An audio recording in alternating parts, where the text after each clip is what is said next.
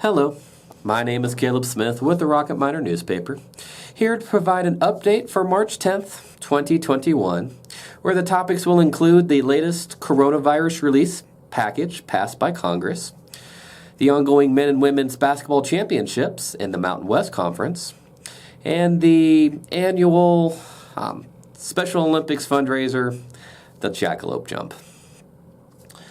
To begin, the House of Representatives passed a $1.9 trillion, with a T, relief bill today. The President, Joe Biden, is expected to sign it later this week, and we'll see some of the coffers and some money being redirected back to taxpayers before the month is up. The Associated Press provided a breakdown of what are some of the components that goes into a nearly $2 trillion bill. They include extended aid for those who are unemployed. There will be now an additional $300 per week benefit that will be extended through September 6th. There will be direct payments to individuals and households. Those who, it will be $1,400 for a single taxpayer, or $2,800 for a married couple that files jointly, plus $1,400 per dependent. There will be an additional $350 billion for state, local, or tribal governments to take care of costs incurred. An additional $130 billion for K through 12 education nationwide. About $40 billion for colleges and universities. $39 billion for childcare through a new emergency fund. When it comes to helping businesses, business owners, there will be a new program specifically for restaurants and bars that will receive $28.6 billion. An additional $7.25 billion for the Paycheck Protection Program. That's one of those that keep people on the payroll. The government will help provide money to avoid layoffs. The bill also allows more nonprofits to apply for grants to help with operating costs and payroll, and if they meet the requirements, are forgiven. When it comes to health-related expenses, it includes about an additional $50 billion to expand testing for COVID-19 and enhance contact tracing. There will be an additional $15 billion to speed up the distribution and administration of vaccines. About $1 billion is meant to boost vaccine confidence. Locally, we're hearing consistently from our health experts, those in community nursing, Memorial Hospital of Sweetwater County, Castle Rock, that the vaccine is safe, it's tested, it's vetted, it provides important protection and peace of mind. But not everybody's heard that message from somebody who they trust.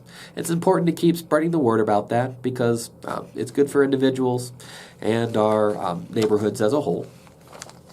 There will also be $10 billion used to boost the supply of medical devices and equipment to combat the virus. Medicaid is supposed to receive a boost, as are increased incentives for states to participate more in the program. That's a topic that the Wyoming legislature has batted about for the last couple of years.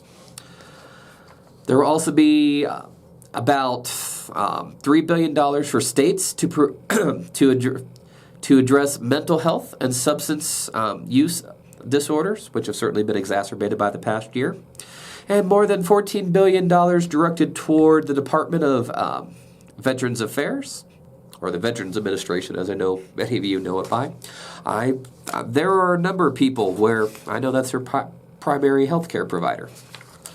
There will also be expanded tax breaks. Under the current law, most taxpayers can reduce their federal income tax bill by $2,000 per child. If you haven't filed yet, even though the deadline's approaching, good news. The tax break has become larger under this bill. It increases the tax break to $3,000 for every child aged 6 to 17 and $3,600 for every child under the age of 6. When it comes to housing, there will be more than $30 billion directed to help low-income households pay their rent and also assist the homeless. There'll also be an additional $10 billion for homeowners who are struggling with mortgage payments or other housing costs because of the pandemic. So in addition to extra money being provided out there, we also have just seeing some people doing some excellent achievement on their own lately, particularly on the basketball court. Las Vegas, which is hosting the Mountain West basketball championship playoffs, including the championships, of course, has certainly seen a lot of action the last couple of days.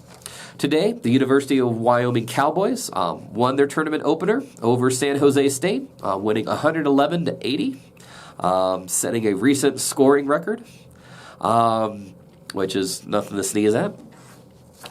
Which is good, because that means they're now going to face off against the top-seeded San Diego State tomorrow in the quarterfinals. That game starts at 1 p.m. Thursday. The women's team has certainly been no slouch either.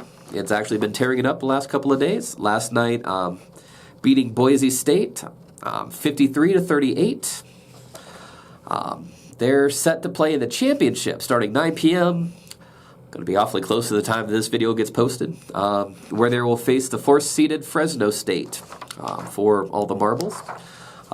Certainly both teams are hoping to take home the conference championship and potentially earn their way into an even higher profile basketball championship. Things are crazy. That's why they call it March Madness. And then when it also comes to sports in general, there's the annual fundraiser for Wyoming Special Olympics, the Jackalope Jump. If you've not done a polar plunge before, it's fairly straightforward. Is it cold out there? Is there ice on the water? That's okay. Cut a hole, jump in. Or as the press release says, be bold, get cold. I would note that having participated last year, I wouldn't necessarily say that I found the water to be cold, mainly because that once you plunge beneath the waves, for a brief window of time, you cease to be able to feel anything. That ends quickly, and then once sensory comes back, then you are then your system is further shocked by the fact that your surroundings, your clothing, in some cases some very festive costumes, are all frigid. The good news is that, as in the past, there will be heated showers and out-of-the-way place for people to change after taking the plunge. The events will be coming on Saturday, March 20th, which is a little bit later in the year than normal, which, once again, is not an unwelcome challenge or change. I was actually at the events complex driving by the Wataha Pond and was looking at it going, yeah, the ice seems to be thinner than it was about a year ago. It's still going to be quite a brisk event. People can sign up right now to participate at the Special Olympics Wyoming website. That's SOWY.org or SOWY.org. I remain a big fan of Special Olympics. I've had family members and other friends participate in it. It provides an ongoing annual opportunity for those with mental and physical challenges to get to play the sports that they love, to be able to sharpen their skills, learn about teamwork, friendship, cooperation, sacrifice, all these things that sports can teach both the players and the people who cheer them on. To participate this year, or as the press release puts it, to earn the privilege of taking the plunge, you have to raise a minimum of $100 as an individual, or then there are group amounts. If you get that, in addition to being able to get bragging rights and to have tested your mettle against the waters, you also get a T-shirt and a beach towel. It's one of those things where, is it a crazy event? Yes. Is it also crazy fun? Yes. I'm hoping to participate this year.